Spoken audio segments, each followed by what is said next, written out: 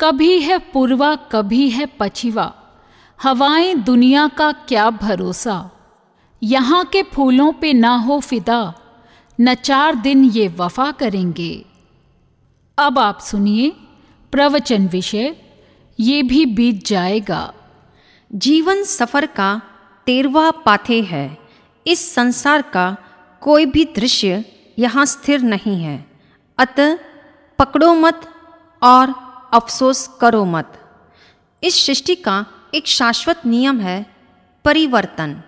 यहाँ समय की गति के साथ सब कुछ गतिशील है।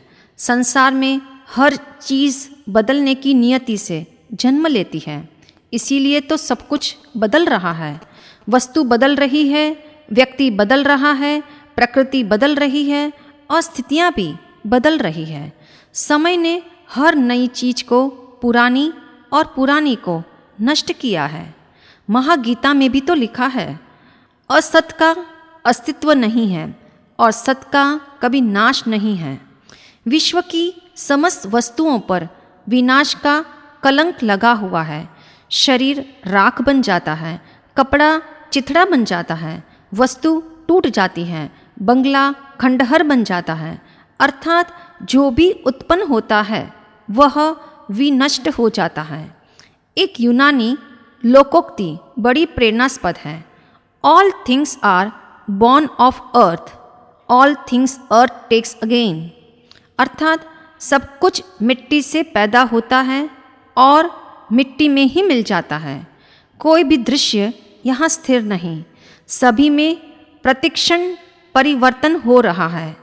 सारा दुख एक ही बात का है कि हम परिवर्तन से बंधे हुए हैं, और परिवर्तन का अर्थ ही ये है कि सब बदलेगा और हम नहीं चाहते कि सब कुछ बदले। धन पाने के लिए लोग कितना दौड़ते हैं, परंतु पाकर भी क्या पा लेते हैं।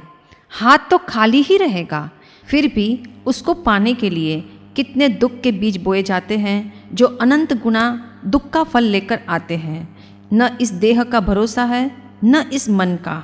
सब कुछ हर क्षण बदल रहा है। एक उर्दू शायर लिखता है, मुझे दिल की धड़कनों का नहीं एतबार, कभी हो गए शिकवे, कभी बन गई दुआएं। ज्ञानियों के वचन है, समस्त दुख इसी भ्रांति से जन्मते हैं, जो भी मिला है वह सदा रहेगा। यदि परिवर्तनशीलता का बोध प्रतिपल बना रहे तो जीवन के सारे दुख समाप्त हो सकते हैं। स्मरण रहे, मानव मन हमेशा एक भूल करता है। वह अनित्य को नित्य, संयोग को शाश्वत और विजातीय को सजातीय मानकर चलता रहता है। हालांकि हम इस बात को सिद्धांत से और व्यवहार से भली भांति जानते हैं कि पदार्थ अनित्य है, संयोग क्षणिक है और पदार्थ विजातीय है। एक बार राजा भोज शयन कक्ष में अपनी शैया पर सो रहे थे, किंतु उन्हें नींद नहीं आ रही थी। सहसा उनके मन में विचार आया कि मेरे राजवैभव में जो ऐश्वर्य संग्रहित है उसे मैं एक श्लोक में आबद्ध कर लेता हूँ। 3 पदों में उन्होंने समस्त वैभव विलास को इकट्ठा कर दिया, किंतु श्लोक का चौथा पद न हो सका। बार बार वे उसे दोहराते रहे ताकि श्लोक का चौथा पद पूरा हो सके। इसी क्रम में रात्रि का अंतिम प्रहर भी आ गया। उसी समय राजमहल में एक चोर चोरी करने के लिए प्रविष्ट हो गया। वह राजा भोज की शैया के नीचे छिपा हुआ था। राजा के मुख से बार बार श्लोक के 3 पद सुनते सुनते चोर को चौथे पद की स्फुरना हो गई। उसने शैया के नीचे से ही चौथे पद की पूर्ति के लिए सहसा उच्चारण किया, सम्मिलने नयनयोः न च किंचित अस्ति। पूरे श्लोक का तात्पर्य यह है, मनोहर स्त्रियां, अनुकूल कुटुंबी, अच्छे बंधु, प्रेम पूर्ण वाणी बोलने वाले नौकर चाकर, हाथियों के झुंड और अगणित चंचल घोड़े सुशोभित हो रहे हैं। परंतु चौथे पद का भावार्थ यह है कि आंख बंद होने पर यह सब कुछ नहीं रहेगा। चौथा पद सुनते ही भोज अत्यंत प्रसन्न हो गए और उन्होंने उसे बहुत सा धन पुरस्कार में दिया। अतीत की ओर दृष्टिपात करें तो ज्ञात होगा, बड़े बड़े ऐश्वर्य संपन्न राजा महाराजाओं के भंडार हीरे जवाहरात, सोना चांदी और स्वर्ण मुद्राओं से भरे रहते थे। विचित्र चित्रकारियों से सुसज्जित शोभनीय राजमहल, शीश महल जिनके आवास होते थे। इस तरह भौतिक ऐश्वर्य का कोई पार नहीं होता था। यह सब प्राप्त सामग्रियां मात्र संयोग है जो आखिर में वियोग में बदल जाती है।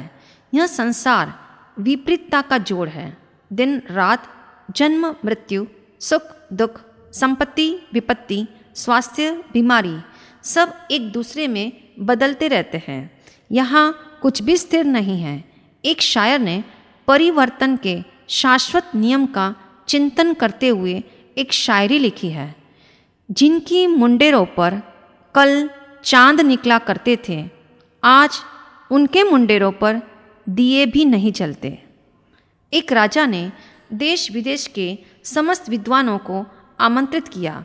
राजसभा में जब विद्वानों की गोष्ठी बैठी, तब राजा ने उन समस्त विद्वानों के सामने अपनी अंतर जिज्ञासा को व्यक्त करते हुए कहा, मैं एक ऐसा सूत्र जानना चाहता हूँ जिसमें समस्त धर्म ग्रंथों का सार समाहित हो। सभी विद्वानों ने राजा के समक्ष अपने अपने शास्त्रों से एक एक सूत्र का चुनाव किया, किंतु राजा को कोई भी सूत्र रास नहीं आया। इस तरह राजा की जिज्ञासा अनसुलझी पहेली बन गई। तब किसी बुजुर्ग सलाहकार ने राजा को सलाह दी, राज्य सीमा के बाहर एक फकीर रहता है, उनकी प्रज्ञा सधी हुई है, वे आपकी इस जिज्ञासा का समाधान करने में समर्थ है। राजा ने फकीर के चरणों में पहुंचकर अंतर जिज्ञासा व्यक्त की। तब फकीर ने कहा, मैं सूत्र के नाम पर तुम्हें अपनी भुजा पर बंधा हुआ यह ताबीज़ दे रहा हूँ। इसमें एक कागज़ का टुकड़ा है जिस पर मेरे ज्ञानी गुरु ने एक सूत्र लिखा है। इसे तुम पहन लो, लेकिन शर्त यह है, अभी मत पढ़ना। जब तुम्हें ऐसा लगे कि अब जीवन चारों तरफ से संकटग्रस्त है, तब इसे खोलकर पढ़ लेना। राजा ने फकीर की बात को प्रसन्नचित्त से स्वीकार किया और महल लौट आया। कुछ दिन बीत जाने के पश्चात अचानक किसी पड़ोसी राजा ने देश पर हमला कर दिया। जब राजा युद्ध में हारने लगा, तब वह अपने घोड़े पर बैठकर युद्ध भूमि से जंगल की ओर भागा। राजा को भागते हुए देखकर दुश्मन भी राजा का पीछा करने लगे। भागते भागते शाम हो गई, अंधेरा छाने लगा। अचानक राजा ने देखा, आगे जंगल का रास्ता बंद है, चारों तरफ पत्थर और कंटीली झाड़ियां हैं। वह लौट भी नहीं सकता था। स्वयं को चारों ओर से संकटग्रस्त पाकर सहसा राजा को ताबीज़ याद आ गया। तुरंत ही उसने ताबीज़ खोला, कागज़ पढ़ा और एक लंबी सांस ली। उसमें सूत्र लिखा था, यह भी बीत जाएगा। राजा चिंतन करने लगा, न मैं राजा रहा और न ही मेरा राज्य रहा। जीवन के समस्त सुख भी हाथ से फिसल गए, तो यह दुख, आपत्ति और निराशा का समय भी अधिक देर तक नहीं रहेगा। यहाँ सब कुछ व्यतीत होने के लिए उपस्थित होता है, तो फिर मैं अपने हारे हुए राज्य को लेकर चिंतित क्यों रहूं और प्राप्त होने पर उसमें आसक्त भी क्यों रहूं? यह सोचकर राजा आश्वस्त हो गया। यह अनमोल जीवन पाथे सभी मनुष्य के चेतन मन से अचेतन मन में गहरा चला जाए तो सभी की आत्मा जागृत हो सकती है। यह चिंतन दुख की पीड़ा और ममत्व के बंधन को शिथिल कर सकता है।